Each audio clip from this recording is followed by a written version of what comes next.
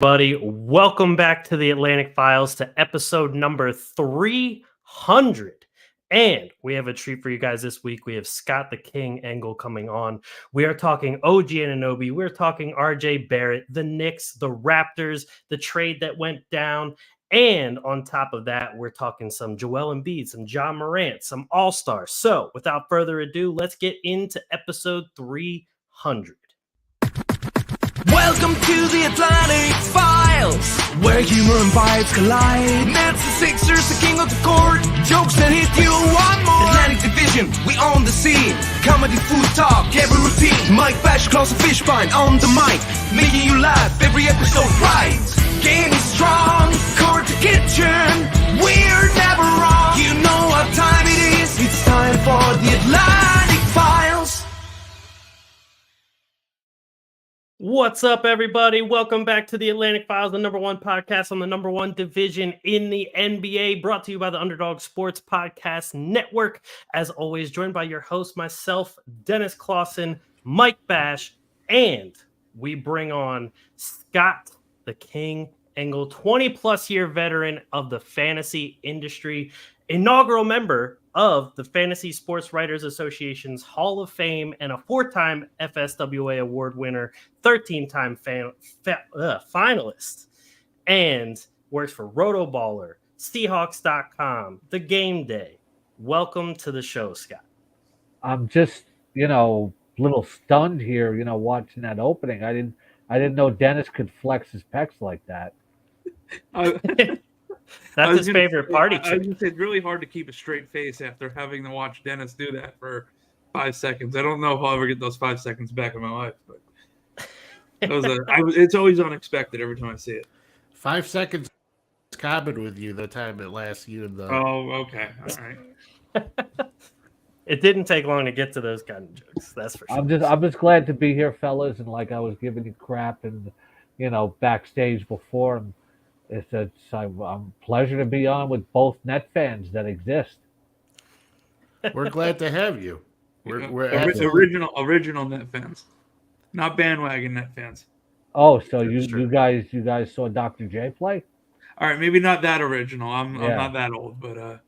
I saw Jason Kidd play. Ned Kristich,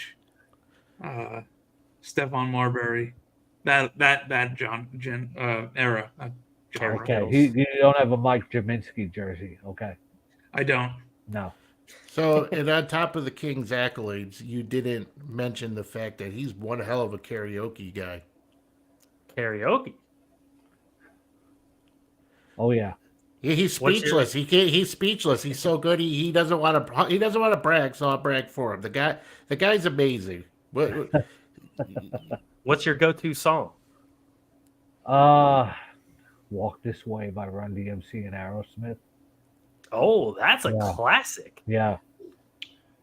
I could do karaoke on High School Musical songs and Disney songs, but other than that, I don't really know lyrics to anything, and I can't read that fast when it's going on the screen. I get flustered. So karaoke. It's not about reading; it's about inherently knowing the songs. So well, that's the thing. I don't know the lyrics. You don't have to read.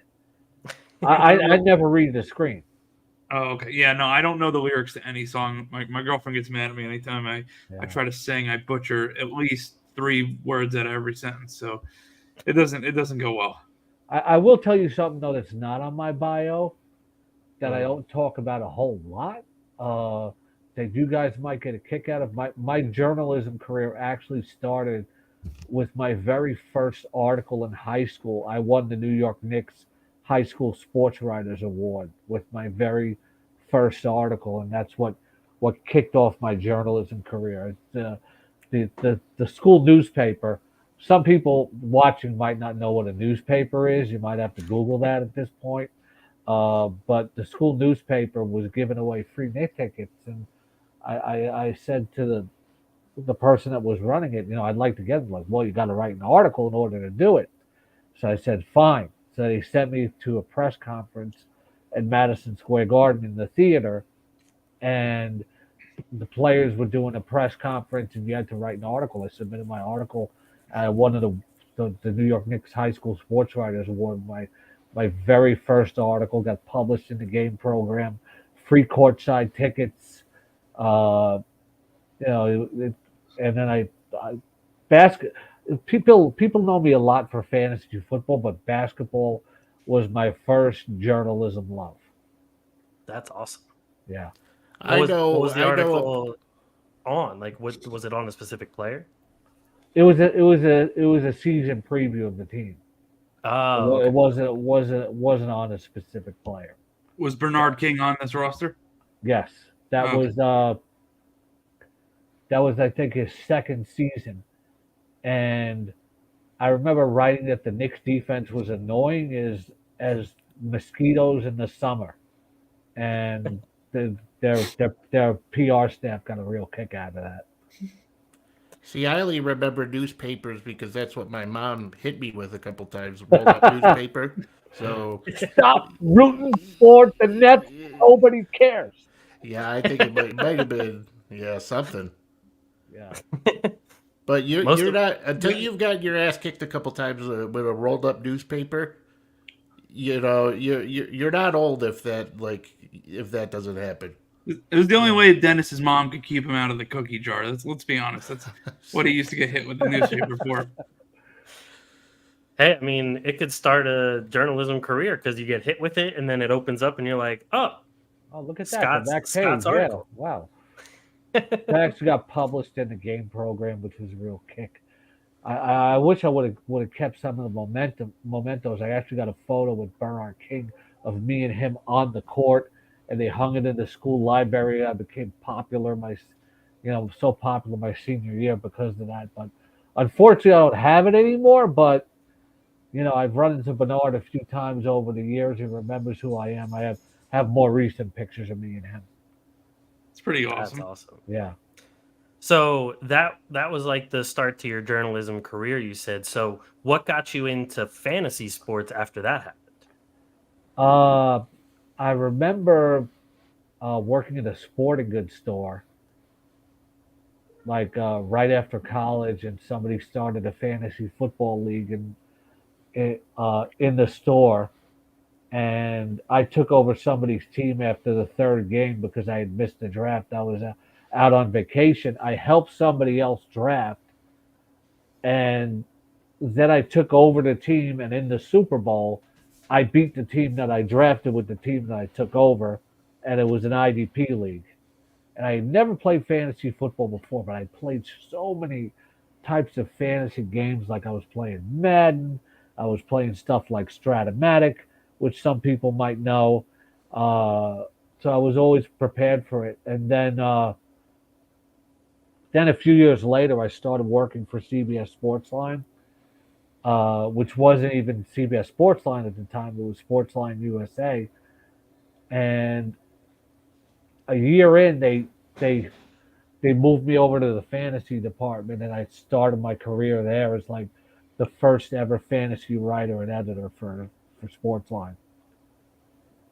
Oh, that's really cool. Yeah. So just go ahead, Mike. Go ahead. I was just gonna say maybe Dennis and Alex over here can read some of your fantasy stuff because I think they combined for 2 wins in my fantasy league this year, so they need all the help they can get. All right, look, we're rebuilding in this dynasty league, okay? It all starts somewhere. Exactly. The I had to. It all I had starts to at get the off. bottom. I had to get off of Ezekiel Elliott, Derrick Henry, and Dalvin Cook before they got to this season. There you go. See, I always the play Jets the best when got off of Dalvin Cook. They learned.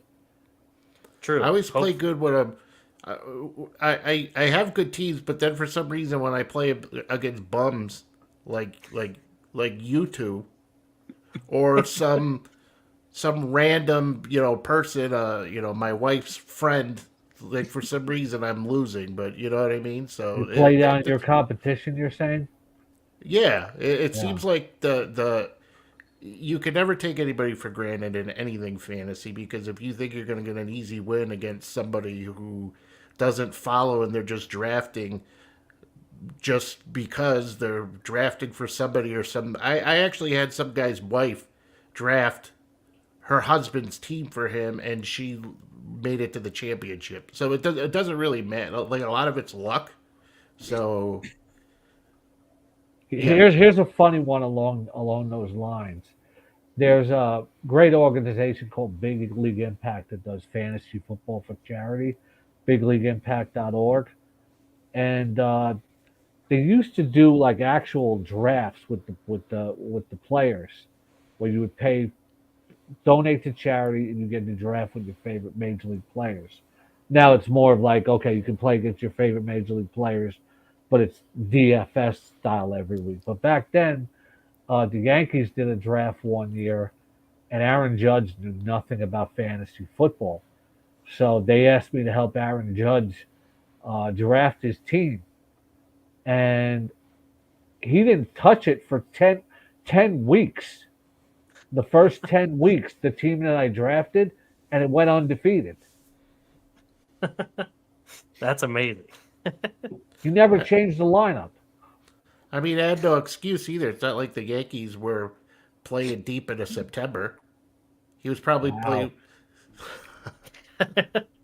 You gotta hit us where it hurts, Dennis. Really, I appreciate it. I thought we were on the same side here. Wait, Dennis, what are you, Mets or Yankees?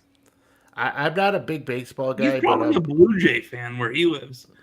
I'm more partial to the Mets. I remember growing up, I would go to Shea Stadium. Okay. You know, Doc Gooden, Darryl Strawberry, Gary Carter, like that. Mookie Wilson.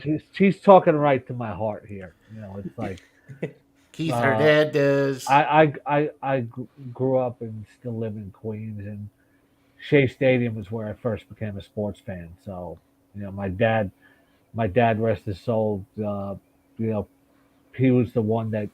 It's funny because the name Bernard and Bernie has like a lot of significance for me because that was my father's name, and you know he's the one who made me a sports fan, and then Bernard King was the one that kind of launched my writing career. So, I guess Bernie and Bernard is like a really good name for me. Yeah, I mean my baseball fandom hasn't been as strong as it once was, especially because when I stopped playing baseball, I kind of got way more into basketball at that point. But my baseball fandom really started with the very early days of Jimmy Rollins when he was a rookie, Chase Utley, Ryan Howard, that whole Phillies crew. My dad took me to plenty of those games, so Jimmy Rollins was my favorite player. And I've interviewed Jimmy Rollins several times. He's a good dude. He's a good interview. You know, really appreciates the media even more now that he's retired, I think. It seems like it. He was. I mean, he was also always a great guy, especially in passing when he was in the city. You guys have such fond memories of your dads. All my dad ever told me to do was cut the grass and get the hell out of the house.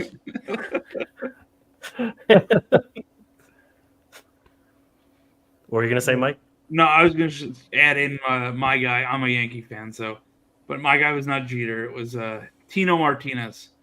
I always I didn't always like the star player, but I love Tino, so that was my guy. And I was a first baseman, lefty hitter, so I tried to when you're a kid, you try to use everyone's batting stance for your favorite player. So I tried to do that, except I was scared of the ball, so it didn't really work because as soon as the ball would get pitched, I'd step away from the ball, and I really didn't hit much. I just love Dennis mentioning Doc Gooden because he's like one of my favorite baseball players of all time. It's just, and you ever get to meet him, really, really nice guy, and just the most beautiful pitching motion I've ever seen. That whole '86 Mets team, to me, is like the '94 Rangers. I was a big '94 Rangers guy.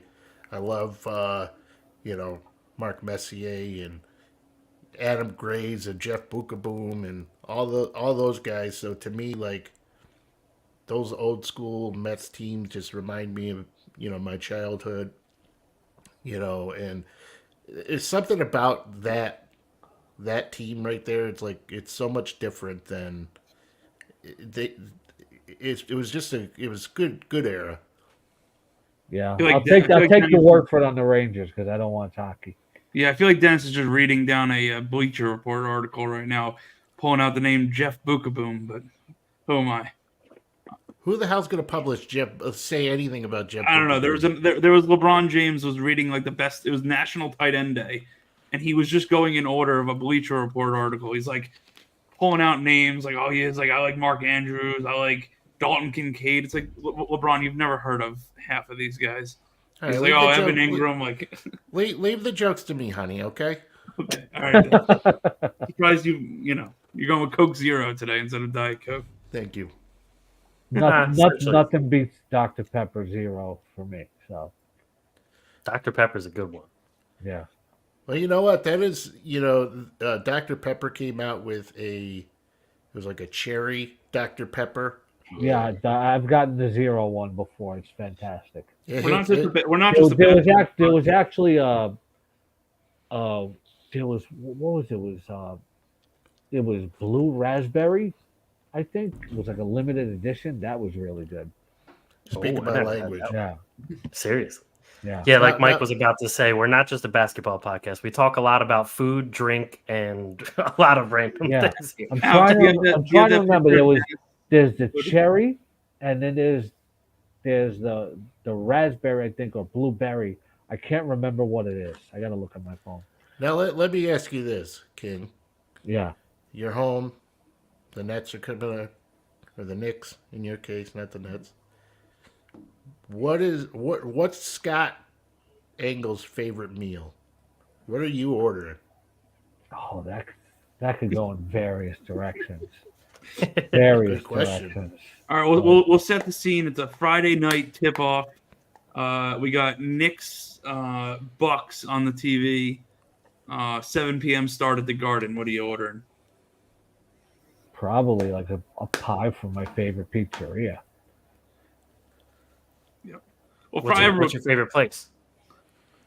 There's a few of them here in Queens. It's like they're not paying me to advertise, so no free ads. But exactly, there are like about 3 places in Queens that are all in the same pizza family that are my go-tos. If I get one of those, or it depends. Like I can order in from anywhere. It's like we just ordered from a place where Asian place where I had chicken on a stick. So Oh yeah. Yeah. That was good. Yeah. Cat on a stick, more like it. Oh yeah. Or there's a good gyro place near us that there's nothing else in Queens but the Mets and some pretty good food these days. To get like a befteki box, where you get the befteki patty on the pita bread, and then you get some salad, you get some lemon potatoes. It's pretty good. That's definitely my language. But then I other Asian place, chicken curry, something like that. Well, I'm married to an Arabic woman, so I'm I got falafel coming out of my ass sometimes. I'm on the way over. Yeah, we got you, man. I mean, I went to the University of Pittsburgh, and there's all right, big shot. There was an older guy that would just every night, Friday night, Saturday night, Sunday night, when all the college kids were out, he was doing gyros and everything right there on the sidewalk in front of his store. So he was one of the most popular people there because you could just go up, hand him $5, make you an entire gyro with all the fixings that you want, everything. And then right on the other side of town, there was a Korean and Vietnamese place where the wife was Vietnamese, made a lot of Vietnamese dishes, but the husband was I'm pretty sure he was from somewhere in Texas, always had cowboy hat on, Southern accent, everything. So he was making American style food while she was making Vietnamese style food. And they made like surf and turf, and it was the best drunk food I've ever had. Nice. I've been to Pittsburgh twice, and the second time somebody took me to Permanente Brothers, I was like, I don't know if I'm going to leave. Permanente Brothers. Yeah. I went to Permanente Brothers once, and there was a 2-hour wait. We got to cut the line because we were the only group of 4, and they had a table of 4 open. But then they looked at me weird because I was like, can I have a sandwich without coleslaw on it? And that's like their signature. because I don't eat Yeah. I don't eat green food. So, I'll tell you though. but I had the coleslaw, so it was good. It was good. All right, Nothing beats water ice. a good old fashioned belly bomber from White Castle. Oh, he's talking my language right there, man. Now I'm craving it. And like they always say, "Oh, you got the crave," and like how they advertise. It's just like I could eat fast food at any time, but I try to space it out. That's just like an acquired Northeast I taste don't. for people that are not from the Northeast that are watching. But you can go to your supermarket and get the White Castle version. It ain't the So same. It depends. It depends on who's making it. You have to know to put the ketchup and the pickle on. So I need some you have to add to it though. But I need some 5-day-old grease, a couple cockroaches, some just anything dirty in order for that thing to taste as good as it should. it's true. I feel like that's one of Dennis's post haircut meals since he gets a haircut about once every 10 days. He goes to White Castle on the way back to get a You guys you are go. harsh. belly boomers. What do you call it? Belly bombers. Belly bombers. Yeah. The name of it just sounds like it's gonna bite you in the ass on the way out. Oh, it You does. guys are in the Northeast. You can get to White Castle. Oh, I love it. It's not I a agree. challenge here. It's Yeah. right down the road. Yeah. I mean, there's not many close to me in Pennsylvania. I think I would have to go to Jersey to get some, Yeah. actually. If not, we could just get a bucket of KFC and call it a night. There I'm you go. down. There you Yeah. go. Light Always some down. candles, put on some Lionel Richie. Oh, And then put on a King's. guys, like right after my heart, it's like, what my son got me for the holidays? He got me a Lionel Richie pop figure, Funko That's Pop great. figure. Oh, And that's it's like awesome. it's dressed in the outfit from like his first album. Like one of these. Who's that? Michael Jordan. Oh, nice. The North I should go grab my Luka Doncic over there for you. Well, you knew I was a cool guy all along, King. I knew you that, yeah. You know. Yeah. I got a couple back up here. I got Iverson, Embiid, and the cast from White Men Can't Jump. Nice. They make Rosie Perez? They do, but I actually don't have hers. Hers was way more expensive than the other two. They should have one that talks like you press a button and says, I want you to sympathize. I want you to say, I too am thirsty. I too have had a dry mouth. Yeah, Rosie That's spot on. Oof. Yeah. Shut up, stupid. Let's talk basketball, all right? Yeah. That's a good segue. Let's talk Yeah. basketball. Yeah. Pop figures, though, it's sports-wise, I have, because I'm a Seahawks fan, I think I have Metcalf, Sherman, Russell Wilson won the Super Bowl with the Super Bowl 48 hat on it. My son got me that one, which was really cool. I have a box set of the Griffin brothers. Oh, nice. Like Blake and Taylor? No, Shaq Griffin and why is it? He's just being a smart ass. Yeah. No, I honestly had no idea who the Griffin brothers are. I immediately thought it was Blake and Taylor. No, it's damn, why is it escaping me? It's Shaquille Griffin, the cornerback, and his brother. Oh, those Griffin brothers. Yeah. Shaquille and the one with no hand. Right. And I think it's like Shaqueen or Shaqueen or something. I don't know. Yeah, Shaquille I and gotta look that up. I don't know why I can't. Should be off the top of my head. I'm embarrassed as a Seahawk fan. No, you're all right. Don't worry about it. It's Plus, I got a ton of Star Wars pops and It's Shaquille and Shaquem. Shaquem. Shaquem, yeah. Yeah, Shaquem. Now I remember him. I think one of my favorites is my Apollo Creed pop. One of those, that's a good and the Armorer from The Mandalorian. Okay. Yeah. I have a coworker that has every single Star Wars one that they've released so far. It's Wow. pretty impressive. I don't have every single one, but I like the Darth Vader one where you get the bobblehead where you press his head and he breathes and it lights up and I do have a case of the original 1977 Star Wars figures. Oh, that's really cool. Yeah.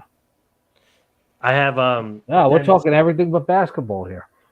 I have one that Dennis and I talked about ad nauseum for Christmas movies. Who's that? John McClane Bruce Willis. from Die Hard. Oh, okay. All right. And that I have the Water Boy and Dr. Evil. Oh, those are great. Yeah. I need those. Those ones are good. Yeah. And Wayne and Garth. And with that transitions us from the pop culture section of the podcast over into Exactly. Let's get into your Knicks, Scott. Yes. We're talking OG Anunoby. After that trade, the Knicks get him. They get Malachi Flynn. They get Precious Achua, and they trade away RJ Barrett, Immanuel Quickley. So the big question here is we have seen now the Knicks have gone, I think it's either 4-0 or 5-0 since the trade. 5-0. 5-0. The only undefeated team in the NBA in the calendar year. True. And 5 of the 6 top 10 players in plus minus in the new year are all Knicks players. Yep. So my question is, can they win with this roster as is? Or is there more moves on the horizon that they need to make? I think they need to make one more significant move. I forgot who was saying it today. I was maybe reading this on the Knicks board. It's like, it's not about star power, it's about chemistry. And I think that's true. I mean, RJ Barrett, somebody made a good point that like he just wasn't a good fit for the Knicks because he's almost like a smaller version of Randall where he needs the ball in his hands. He's going to dribble, penetrate, slash, etc., go to the hoop. But less of the outside shooter that Randall is, because when Randall gets hot from 3, he starts ripping the net from beyond the arc. It's so much fun to watch. Just as a basketball fan, to see a big guy hit threes like that. Knicks fans are very, very hard on Randall, but I really enjoy watching him when he gets hot from deep.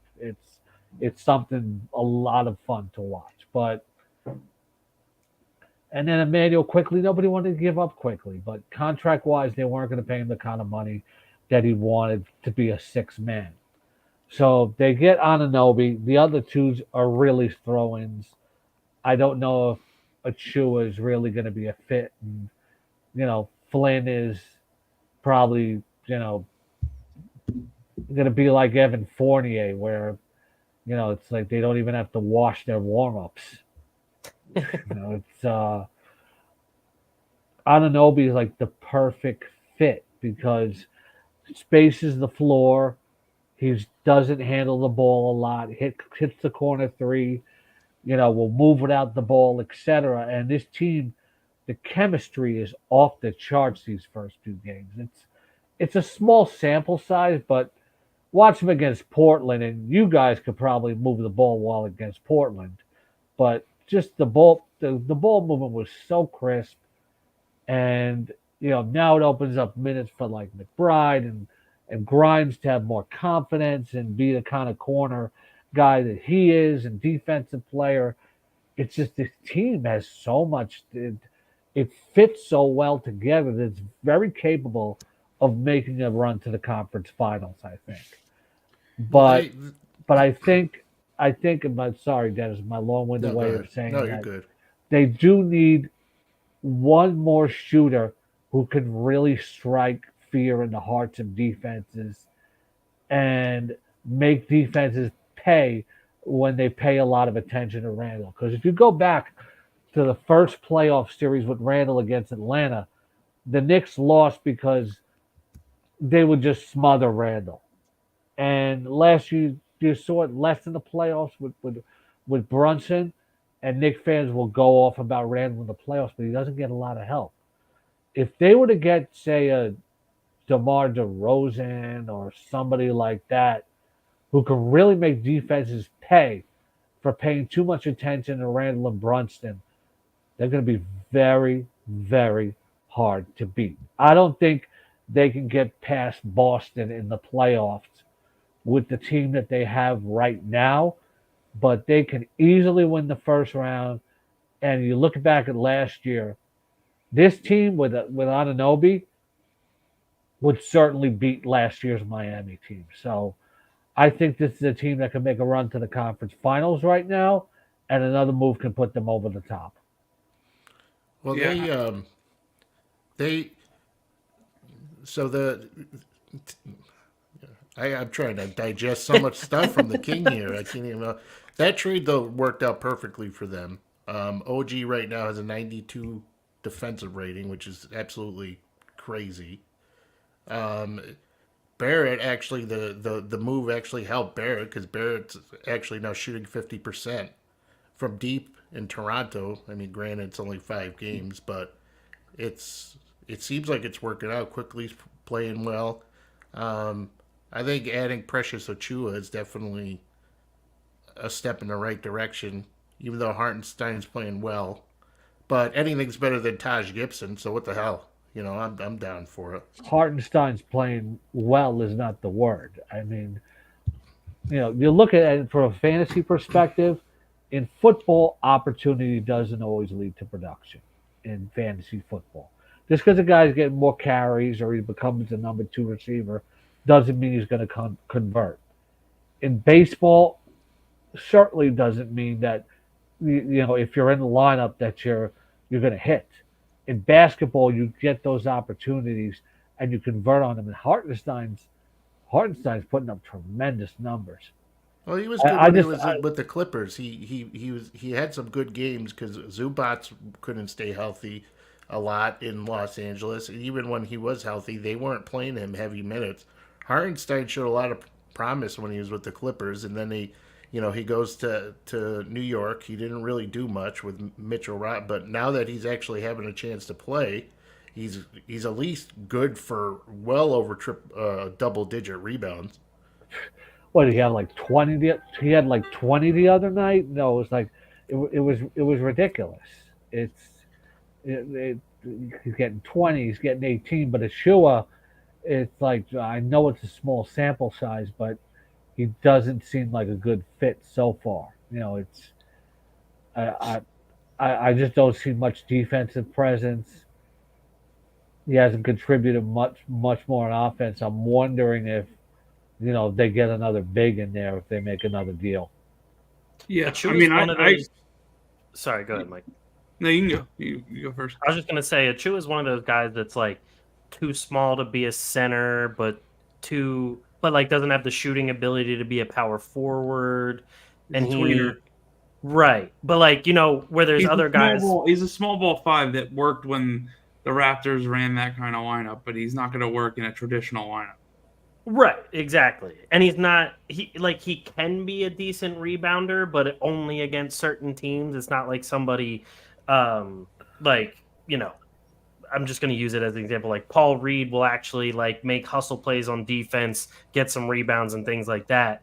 But Precious Achiuwa is kind of just not there yet in terms of contributions. So far from what I've seen, I'd rather have a healthy Jericho Sims out there, because Sims is just, he knows his role. Grab an offensive rebound and wheel it out. To try to set picks. Be a little bit of a defensive presence if you can. I feel like this trade opened up minutes for McBride, etc.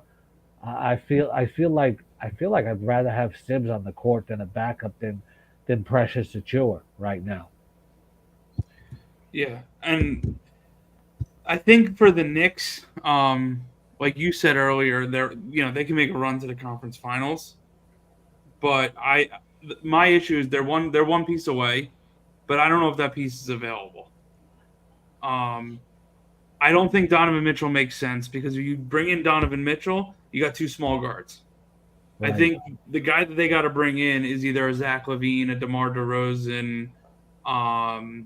There's one other guy I was thinking of. I think a lot of Knicks fans don't want LaVine, and I think it makes a lot of sense. age, Oh, boy, no. contract, durability, etc. To me, the DeRozan's like he's more of an ideal fit, I think. We I talked agree with about that. Bernard King before. I feel like DeRozan has some Bernard King in his game to the point when he gets hot, there's just like no way of stopping him. No, I agree with you there. I mean, there's small moves they can make, like getting Brogdon out of Portland or getting Bogdanovich out of Detroit. Like He'd be a nice pickup. He'd be a good fit. it's just the issue is I know everyone looks at Donovan Mitchell because of the CAA connections, and I think he's from New York, or I know Yeah, his Connecticut. father, who I get credentialed for the Mets. His father works for the Mets in player relations. Just a really, really good dude. Yeah, Donovan the Mitchell problem. Sr. And Donovan Mitchell is a huge Mets fan. He will come to the ballpark, take batting practice with the players, etc. It's just like he wants to play in New York. Yeah, the issue with him, and it's going to be, it's been the issue his whole career, is he's a 2-guard trapped in a 1-guard's body.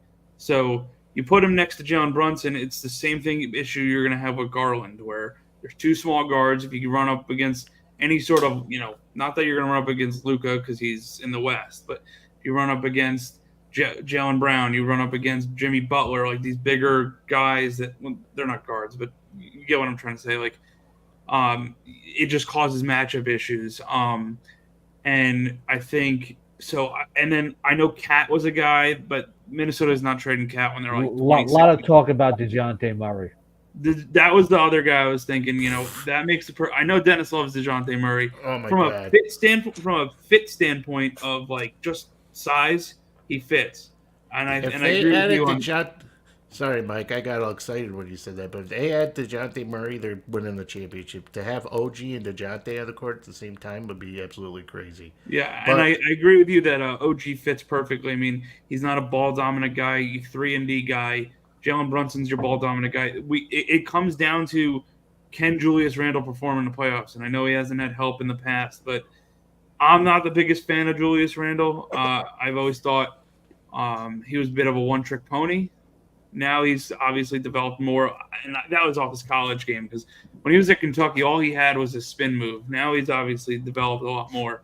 But here's the thing: like everybody was down on Julius Randle. The dude had like a hurt foot, and he needed surgery last postseason. Yeah, so of course the Knicks fans were just awful, tremendously dissatisfied with him. But came out he was playing through a bad ankle.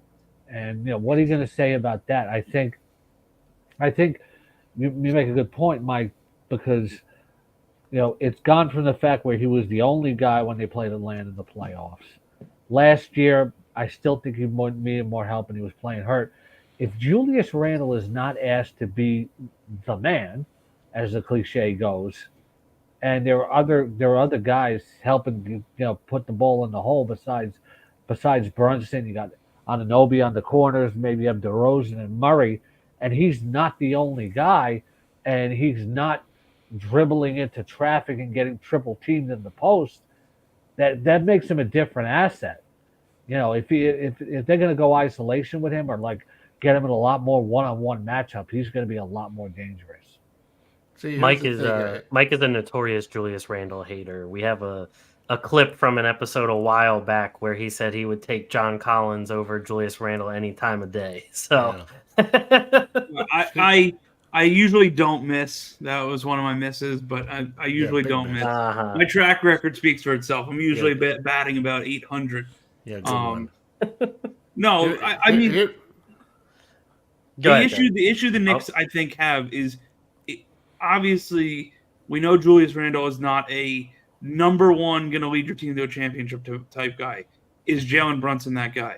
Because any guy that's available that is that guy, like I said, Cat before, the Minnesota's not trading Cat.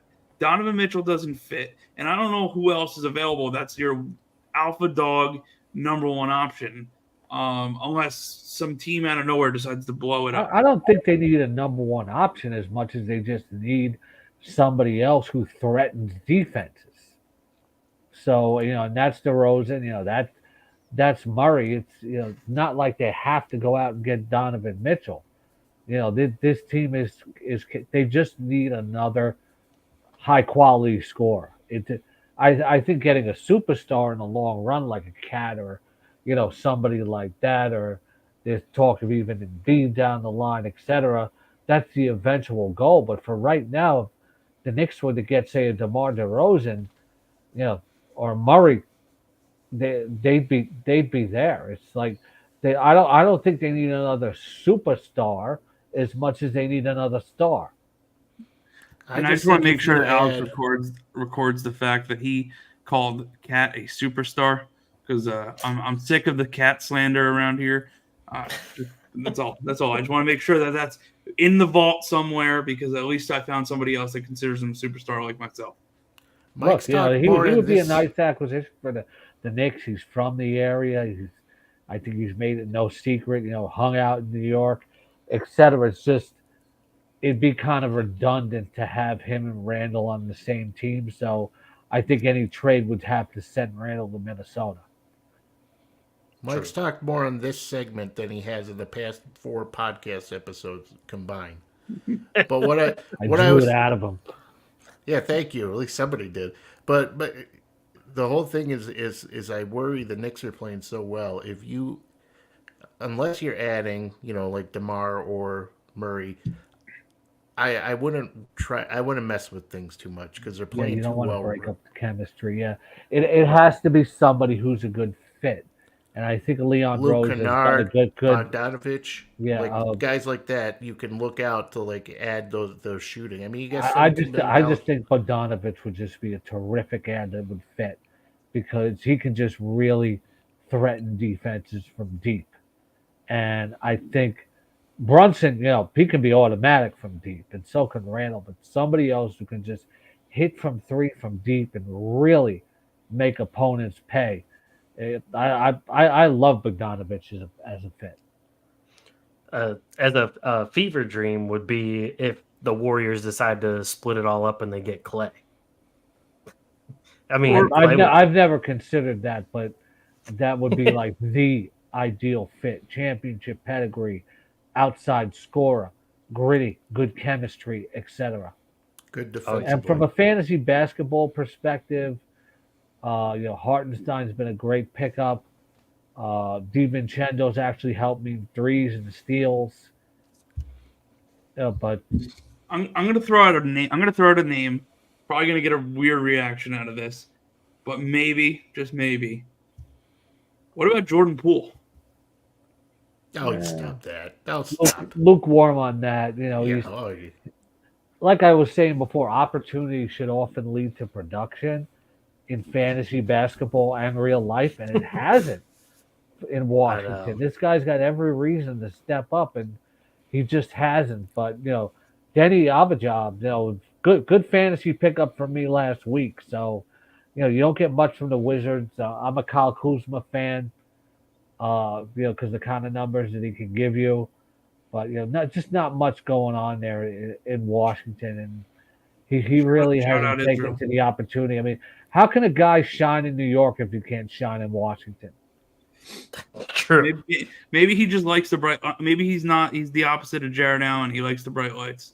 He doesn't like playing in Washington, but he likes playing in New York. I don't know if there's ever been an pretty good Golden State, so I could see that. I was just throwing out a name. I was looking at the bottom of, you can go to Charlotte and get Miles Bridges, but I don't know where he'd fit in the lineup. Or if the whole off the field, off the court stuff. But I was looking at the bottom time of the standing. Slumps, Knicks fans would fry him for his off the field, off the court stuff. Oh, for sure. I can only imagine. Philly media, New York media, those are some hard places to go to. Well, it's more the fans, because if you're not good, they're gonna pick on your first foible. So they would shit on him if he ordered brown rice instead of white rice at the Chinese restaurant. That's how much you're under the microscope in New York. Yeah, unless you play in Brooklyn, then nobody cares. Yeah, nobody cares. Yeah, no. I mean, yeah, I haven't heard of caring. I haven't heard a peep out of any fans about Ben Simmons, whereas when he was here sitting on the bench, Philly fans were just over. still roasting him. It's too bad about But it's about all right. the Day'Ron Sharpe injury because he was giving me some good fantasy numbers. I had DeAndre Ayton on the IL and was actually plugging Sharpe in. Now he's out for at least 2 weeks. I like Day'Ron Sharpe. The Nets. The one thing the Nets have been doing well in the last 5-7 years is developing big men. I mean, he's like Reggie Evans, who isn't scared to shoot the ball under the hoop. He just attacks the glass. He's a good pick and roll guy, on the lobs. It's like him and Claxton. I mean, they're very similar in terms of what they can do. But I love Day'Ron Sharpe. He should be back in a few weeks, so the Nets will only be 8 games under 500 by then. And maybe Ben Simmons might, be 2 weeks away from being 2 weeks away at that point. But yeah, he ain't coming back. I mean, so what? Day'Ron Sharpe gets 4 fouls in 3 minutes. Who cares? But he gets 12 rebounds, 8 offensive. Dennis is so distracting with the way that he enjoys his soda so much. It's making me want to leave the room to go get a Dr. Pepper. You don't understand. Yeah. Dennis goes Look at how he drinks it. It's just oh. It's like Dennis goes through about 3 He's drinks. caressing it. Usually he has one carbonated beverage, being the soda. Then he pulls out a peach Snapple, and then he pulls out his cricket drink, there you go, right on cue. He's got a drink buffet. Yeah. Dennis, Dennis. you need a lot of oil to keep this engine moving. You know what I mean? Yeah, it's but once you get in motion, you can't stop them. It's a lot of mass moving at one time. Kind of like Julius Randle. Exactly. Yeah. And I will say the Woj did report that the Knicks were denied the disabled player exception for Mitchell Robinson because they said there's a, quote, good chance that he returns late in the season. And if he's there defensively for a playoff run, I think that's a pretty nice little injection of energy for the Knicks. That'd be tremendous, actually, to have Hartenstein back with the second unit. And he's done great. Robinson's a different kind of player where just more of a rock-solid bolt guy in the low post defensively. Hartenstein does a great job of blocking shots. He's more nimble, but Robinson's just more of a rock down there, and just was having a tremendous season as an offensive rebounder. But that's why I don't draft him in fantasy basketball because durability. It's I never draft Embiid. I drafted Mitchell Robinson in one league. I regretted it. Of course, I wish him a speedy recovery. He was tweeting out that mentally it's worn on him, etc. But to have him back, he's such a presence in the low post for everything he does in offense, to the point where it doesn't matter that he doesn't contribute on offense. Yeah, you'll get 10 points from Hartenstein, 4 from Robinson, but Robinson is he's just a different type of presence than Hartenstein. I'm not going to say better because Hartenstein is nimble. He's a very underrated shot blocker, and I think a lot of people picked him up in fantasy basketball and finding that out. He had a 5-block game recently. True. I got to say, the Atlantic Division is home to some really good centers, especially fantasy-wise. Yeah, even when Embiid goes down, you get Paul Reed as a good streamer. You got Nick Claxton, who I call the Embiid stopper. Just saying. Because he stopped them in one game. I tell you, the most touching thing, though, I saw Mitchell Robinson had his high school coach living with him after his coach's wife had passed, and I wanted to cry. I just thought it was the nicest thing ever. That was really cool. Was it that time of the month for you, Dennis? How dare you? You know what? That's disgusting. I was being serious for a second. Mike can't read. I wasn't aware this was an uncensored show. Should give you a heads up. Yeah. But so kind of flipping it to the other side of the trade, you touched on RJ Barrett a little bit with his fit with the Knicks, but now RJ and Quickley, they've looked pretty good with the Raptors so far. The Raptors are still in a bit of a limbo because they don't know what exactly is going on with Siakam. Apparently, they did have an offer from the Kings, but Siakam didn't want to sign long term with Sacramento, so that fell through. Do you think that this move will be better for Quickley and Barrett? And do you think it'll be better for the Raptors in the long run as well? I think so. I think that, again, the trade seems to work out good for both sides. Quickly wanted to start somewhere. He gets his opportunity fantasy wise. Now you see the numbers pumping up all over the place, in 8 and 9 category leagues. For Barrett, he gets to go home, and mentally that's something good. But also I think it's a better fit for him on offense because he gets a chance to get his hands on the ball more and share it less and be more of a prominent scorer. It's worked out because you watch Barrett with the Knicks and like, okay, you don't need to slash the basket. We got Brunson and Randall doing that. Anunoby's a better fit. Hang out on the outside, get some offensive rebounds, etc. Barrett needs the ball in his hands to be a playmaker, needs to be the guy finishing on the break. And I think, his style is much more a better fit in Toronto. Yeah, I agree with you there. And sometimes for players, I mean, a change of scenery is everything for a guy. With RJ Barrett, like in New York, he was drafted 3rd overall behind Zion and Ja, and he was looked at as like, this guy's going to save the franchise. In Toronto, they're building around Scotty Barnes, so he's a 2nd, 3rd piece there. Does that mean he's going to end up being the star we thought he was? Probably not, but if there's one thing I know in life, in terms for Quickley, you got death, taxes, and Kentucky guards. And every one of these Kentucky guards, Tyrese Maxey, Malik Monk, obviously De'Aaron Fox, Jamal Murray being already stars, they seem to do good in the NBA. So it looks like Quickley is going to follow in the footsteps of Maxey and Monk of that next big Kentucky guard to break out. And I think since he got traded, we've seen like 3 20-point games. So it'll, like you said, it's a trade that's going to work out for both teams. Individually, though, I think Quickley might end up being the best player out of the deal. But yeah, I mean, in Toronto, for those two guys coming from the Knicks, there's no pressure not to win, not the big media that you got with New York. So I think it'll help them and help their careers take off. Fantasy-wise, it'll be best for Quickley. Real life, OG Anunoby is going to be more important to a winning team than any other player in the trade in real life. And you mentioned Maxey. It's like, I was not surprised by the breakout that we're seeing, because every time Tyrese Maxey touches the ball and he scores, it's so damn good, that guy. Just thank you. I mean, it's about time, though.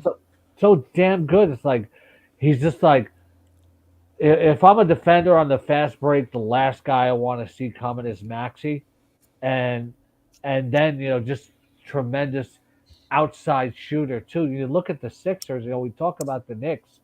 You watch the Sixers and like, that's another team that really needs a 3rd player. When they had Harden, I know they were disappointing, but still, like, okay, this team is capable maybe of making a deep run because you have that other star. I don't think they've effectively replaced Harden. That's a team I think that has to make a trade, but I've read that they won't, and I think it's going to cost the Sixers in the postseason. Yeah, I've told Alex for about 6 years that they will not win a championship with Joel Embiid, and as every day passes, I look more and more accurate on that. In terms of Kentucky guards, the next ones coming up are going to be Rob Dillingham and DJ Wagner. So if you're looking for your futures bets to make who's going to be the next Kentucky guard to break out, I'm going with DJ Wagner. I think Embiid could contend for a championship if they put another star on that team. I think. See, I like how that team's constructed right now. I do, but I don't see. Right now, if I'm doing power rankings, I'd have the Knicks ahead of the Sixers. Oh, of course. But here's the thing about the Knicks, all right? everybody's ranting and raving about. I'm going to be a little negative here.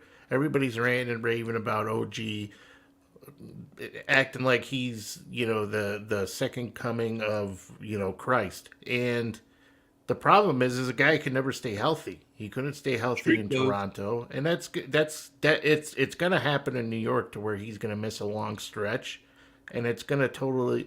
The one thing about Barrett is Barrett was relatively durable. He doesn't really miss a lot of time. Anunoby? Yeah, he just misses a lot of outside shots. That's true, Exactly. but What do you want more? Availability?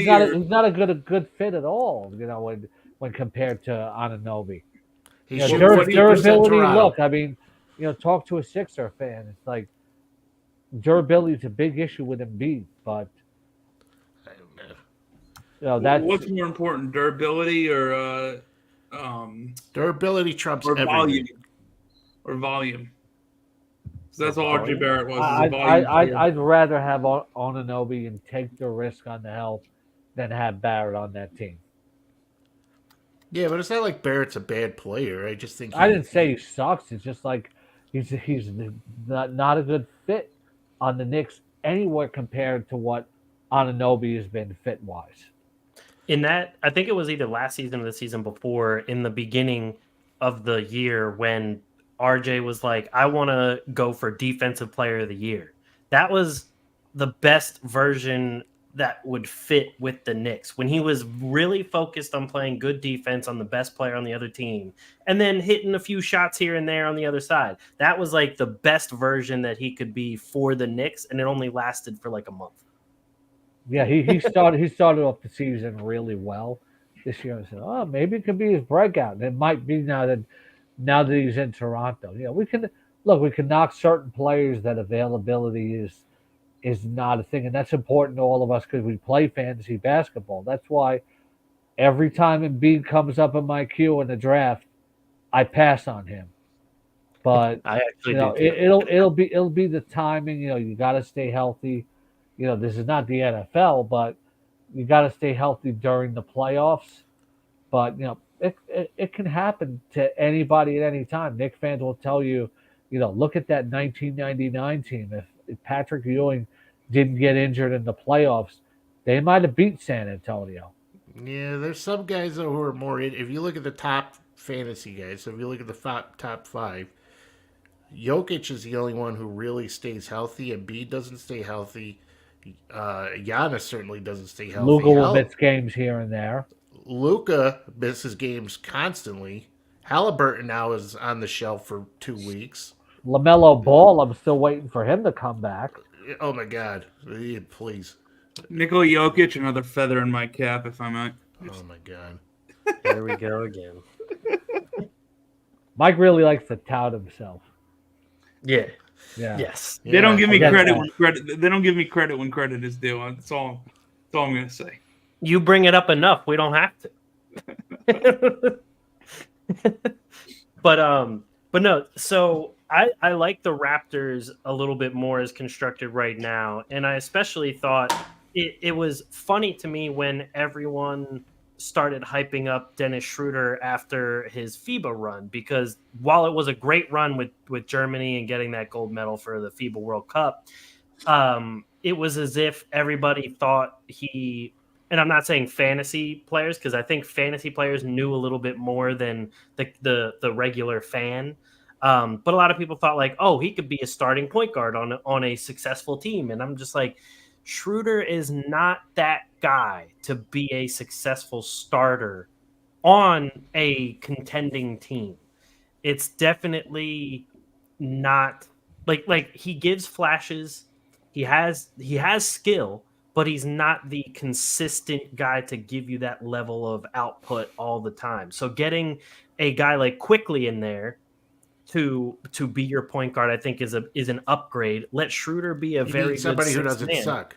Gotcha. Well, yes, but also I think they fit well with Scotty Barnes, and now you get rid of Siakam for whatever you can get him for, which should be something at least halfway decent.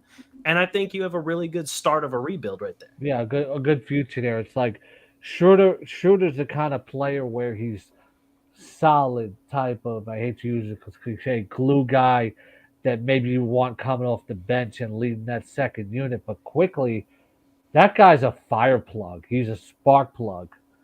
You know, he can come into the game and just light a team up. You know, as both a scorer and a facilitator. We'll see more of that in Toronto. It's just there's something intangible wise about Quickley that Schroeder just doesn't have. Yeah, I completely agree.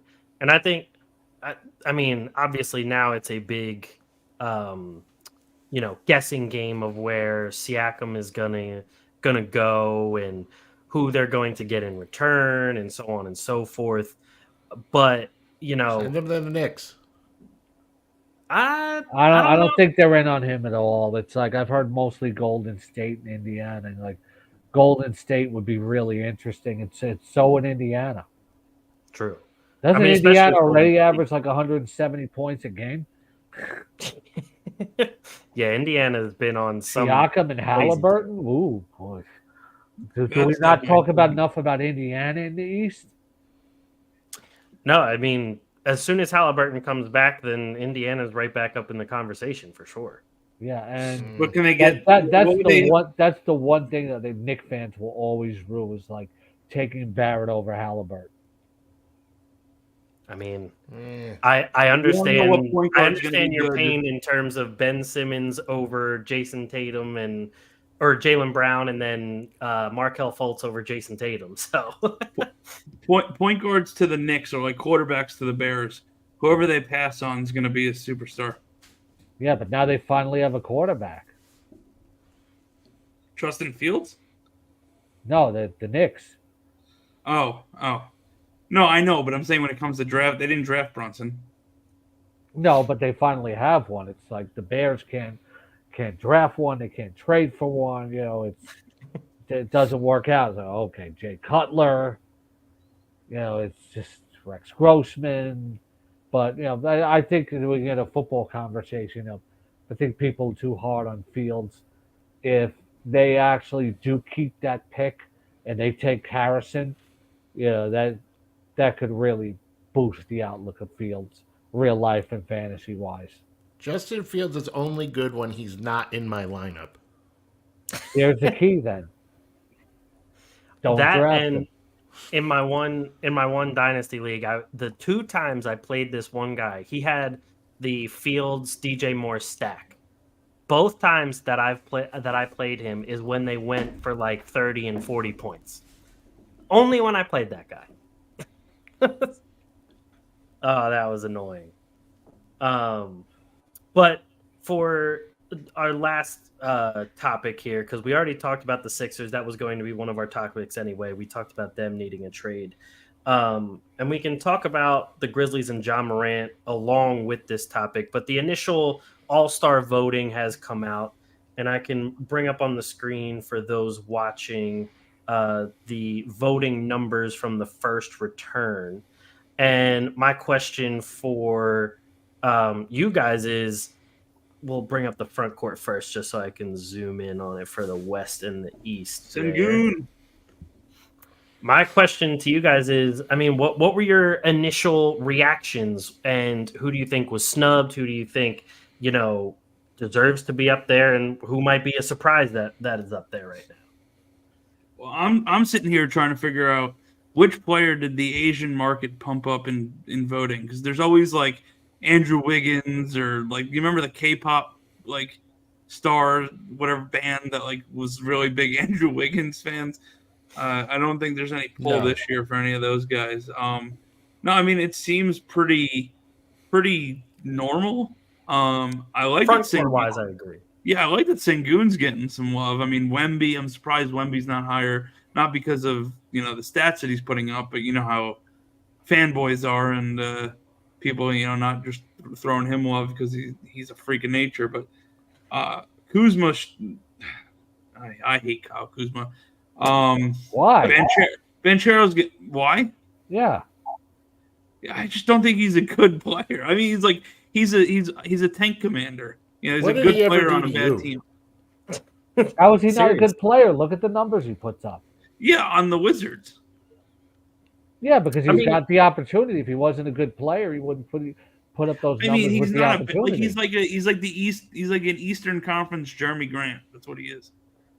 What's wrong with Jeremy Grant? Jeremy Grant doesn't rebound. True. I think Banchero should be about 5 spots higher. That's the only takeaway. I like seeing Kyle Kuzma on the list. I think I think that you know, for everything that he's doing in Washington, you know, toiling away there on a bad team and posting really good numbers, I kind of like seeing the voters put him there. But you know, I think my thing is, and you know, bringing up another one of your favorites, Mike. You know, why is Julius Randle not ahead of Kyle Kuzma? True. I mean, I would definitely I love Jimmy Butler, the guy, the player, but like he's been hurt for most of he's been hurt for most of the year so far. So I don't think he should be anywhere near the top 4. Rachel Nichols must be voting 10 times a day. Oh, geez. I was expecting Dennis to make that kind of joke. No, because I'm a classy guy. Oh, come on, Dennis. Dennis is on his best behavior today. Oh, It must be because he's in front of royalty. That's right. Exactly. But I have a real big problem with Butler being at 4. I do have a problem with LeBron James being 1. I would feel better if I mean you could put LeBron at 3 if you want, and maybe even 4. I have a problem with to me. I think the front court would be Jokic, Durant, because Durant's playing well. Maybe LeBron at 3, but I would knock Paul George and Kawhi down. Maybe Paul George, but I think Chet should be above Wemby, and yeah, but it happens every year. We complain about it every year, but the same stuff happens. At the end of the day, though, I really don't care about All-Star voting, and I don't care about the All-Star game. It doesn't count for anything. It's a glorified exhibition game that nobody plays any defense. I don't like All-Star games in any sport. The only All-Star game thing that I like goes back to when I was a kid. I love watching the introductions in baseball when the guys tip their hats and they introduce everybody from the New York Mets, Pete Alonso. I love the pomp and circumstance of baseball All-Star games until the game starts. Football's a joke. Basketball, it's an excuse for another playground game. I'd rather in football. Who made first team All Pro? When I look at OG Anunoby, first team All Defense, that's more important to me. Agreed. Well, we brought it up because Mike said that, you know what, Scott's a huge All-Star fan, so we should talk about it. We tried telling him. We said he doesn't like the All-Star, but he didn't listen. So the main thing that All-Star does for me is it makes it clearer that the casual fan that just wants to see like their favorite player or their favorite, a guy from their favorite team make the All-Star, like how many fans there are of those people, but also the recency bias and how much people aren't really seeing the full nuanced skill of some of these players. Like Gilgeous-Alexander being at 3rd is nice right now, but I would probably have him up at 1st if it was up to me. And I mean, on top of that, we still have Ja Morant up at 7th. He's played 9 games and he's out for the rest of the season. How is LaMelo Ball at number 7? That's how many games he's played. He's just played less.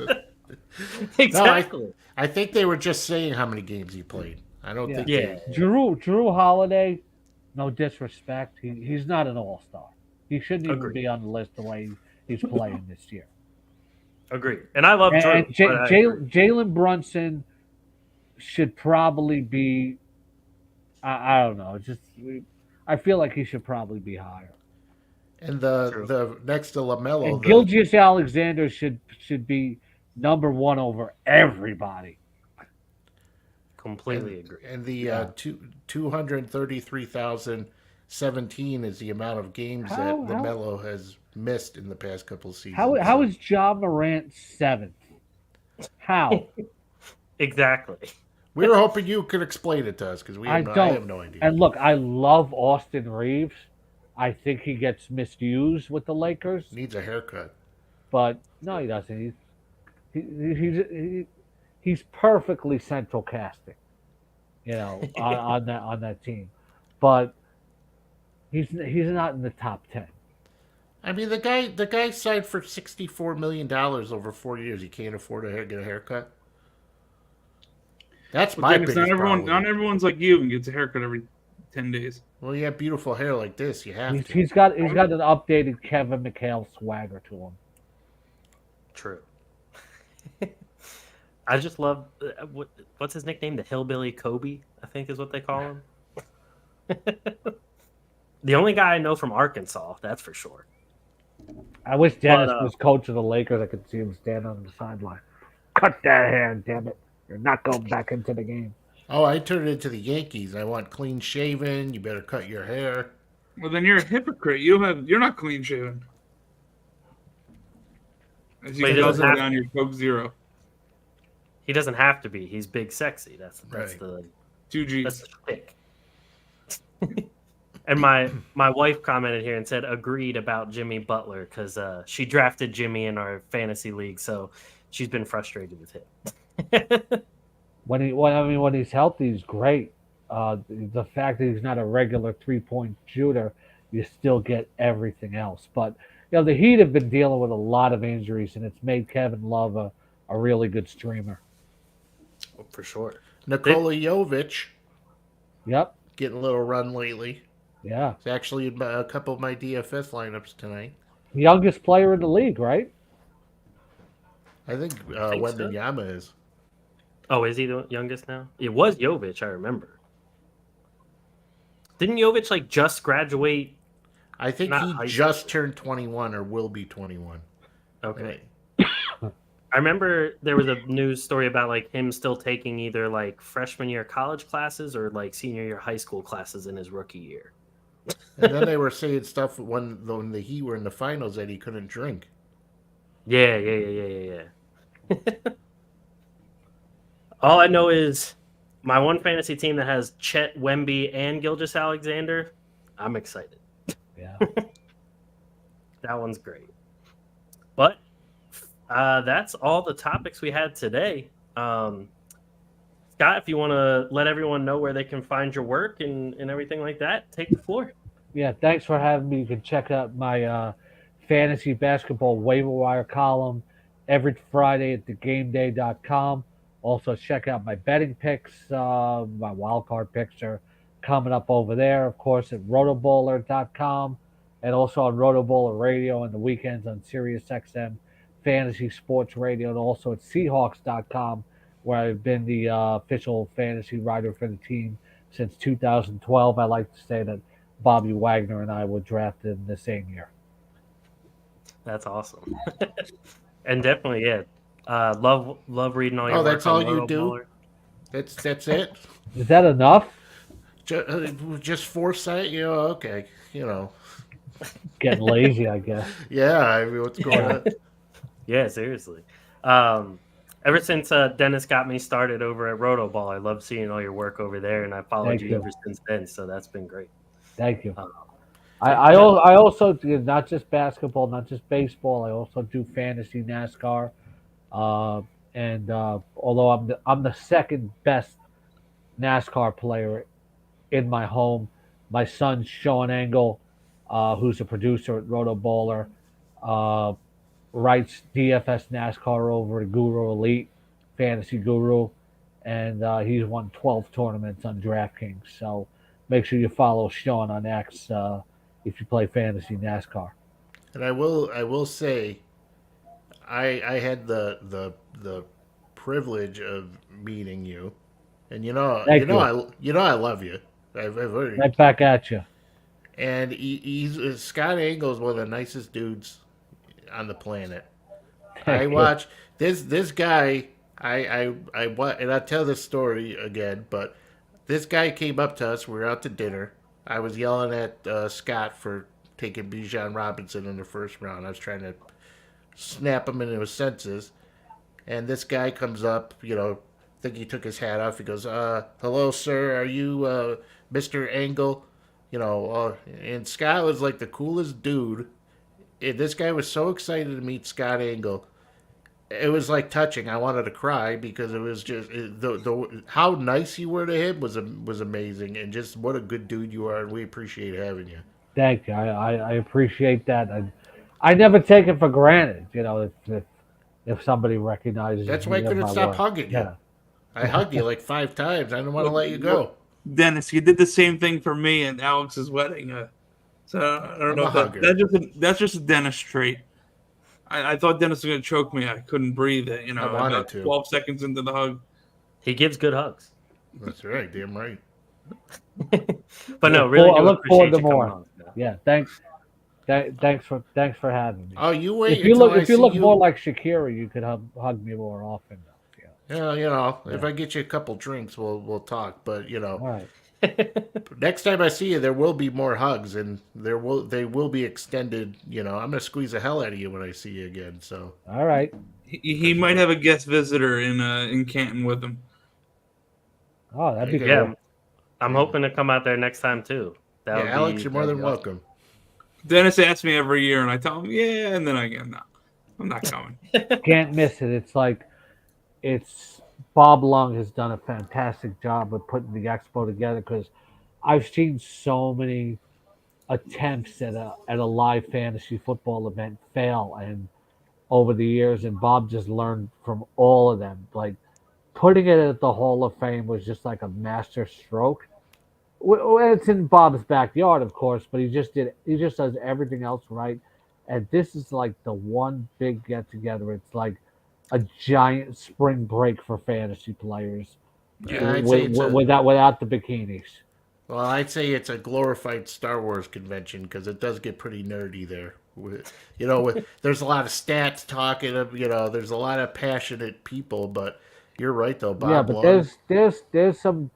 there's some good looking people at the expos, including yourself, that where it's just like, it doesn't actually come off as nerdy. No, I mean, if both of you guys are there, I'm sure it raises the collective average. No, there's so many great people there, and Bob Lung does a great job. There's so many great. There's so many good dudes there. It's great, and everybody just has fun. Everybody gets to know each other. It's nice to meet people. It's a great. You get time. a lot of information too, so and a lot of swag. I've been diving more into football on RotoBaller, because I started with just basketball on RotoBaller, and that's the main thing I've been doing for them. But I've been diving more into football, so I definitely want to check that out, because it sounds awesome. So hopefully, I'm gonna drink about 3 Dr. Peppers after doing this show with Dennis. So. Good thing I wasn't. What are you, Forrest Gump over here?